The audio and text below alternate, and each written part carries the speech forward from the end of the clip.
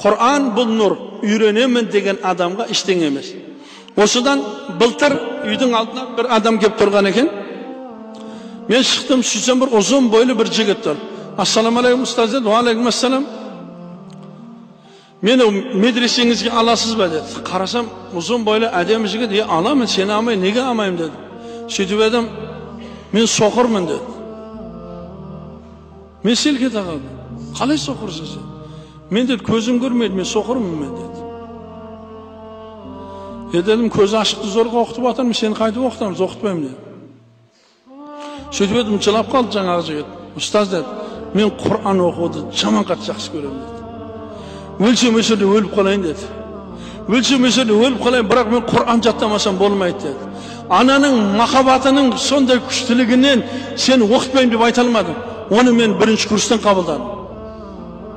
Содан кешегі жұмада бүтін халыққа айттым, халыққа оны айтқанмын. Мен бүгін медресеге бір соқыр баланы қабылдадым. Көзі ашықтар, мына дүниенің байлығын, дүниенің қатынын, дүниенің ләззатын көре бергеннен гөрі азғана Құранға бір азғана назар салыңдар. Соқыр бала Құран оқуға келді дедім. Былтыр айтып едім. Содан биыл жаңағы жігіттерден бірінші курсты бітіріп жатыр. Содан айтым, былтыр мен сіздерге айтып едім, бір соқыр баланы мынау неге медресеге қабылдадым. Қаны со бала не оққанын көрейік деп жаңағы жігітке микрофонды бердік. Жаңағы жігіт сондай бір әдемі Құран оқыды, Ар-Рахман сүресін оқыды. Бүтін мешіттің бәрі шыңғырып жіберді. Соқыр адамдар Құранды үйреніп жатыр, ағайындар, соқыр адамдар да. Бірақ соқыр деп кімді айтады? Ақиқатты көрмеген адам соқыр дейді.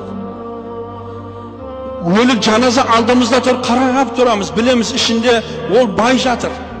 Қанша дүниесі қалды, бірақ баласы жоқ алдында. Табытымен көтеріп барамыз, апарып қабірге қоямыз. Қой енді осыған топырақ салыңдар, топырақ аламыз.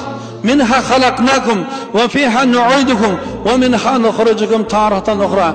Аллах субхана ва тағала айтады, біз сізді топырақтан жараттық. Сізді топыраққа қайтарамыз. Ертең топырақтан қайтадан сізді қайтарып шығарып аламыз.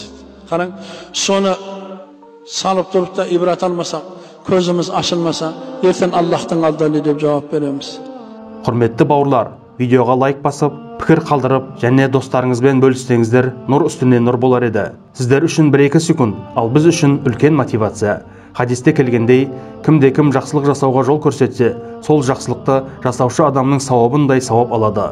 Құдай қаласа, каналымызда көптеген пайдалы және қызықты видеолар шығатын болады. Авторлық роликтерімізбен қатар еліміздің белді уағызшылары Ерлан Ақатаев, Жарқын Мырзатай, Абдуғаппар Сманов, Хафизулла және тағы басқа ағаларымыздың үздік уағыздары шығып тұратын болады.